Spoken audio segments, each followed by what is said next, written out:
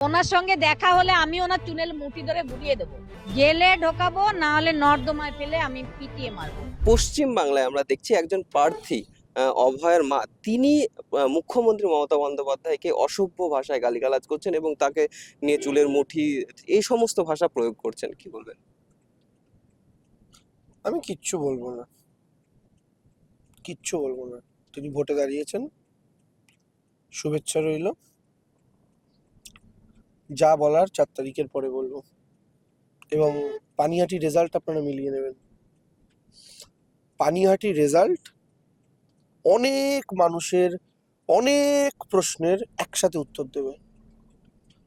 ভোটের দিন বিকেল 3টে 3:30 যখন পানিহাটির রেজাল্টটা প্রায় অলমোস্ট ডান, হয়তো জয়ী ঘোষণা হবে না তখনও, কিন্তু মোটামুটি তো বুঝে যাবেন একটা ট্রেন্ড। ওই দিনকে বিকেলবেলা আপনার আমার এই ক্লিপিংটা ছাড়বেন। এই পানিহাটির রেজাল্ট অনেকের অনেক প্রশ্নের উত্তর দেবে এবং অনেক কিছুর জবাব দেবে। এবং আমি নির্বাচন কমিশনের দিকেও তাকিয়ে বসেছিলাম যে তারা কতটা নিরপেক্ষ।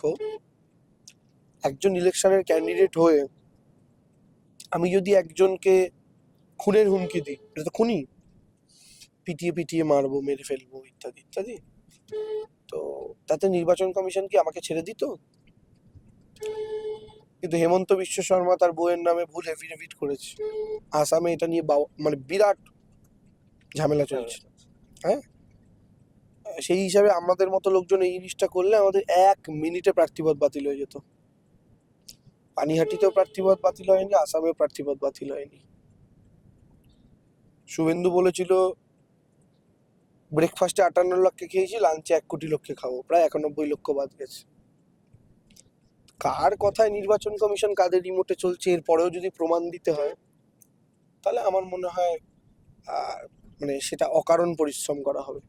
সবটা নগ্ন হয়ে গেছে, সবটা নেকেড। রাজা তোর কাপড় কোথায়, রাজা উলঙ্গ, সবাই দেখছে তবুও হাততালি দিচ্ছে। ছোটবেলা সেই কবিতা মনে আছে?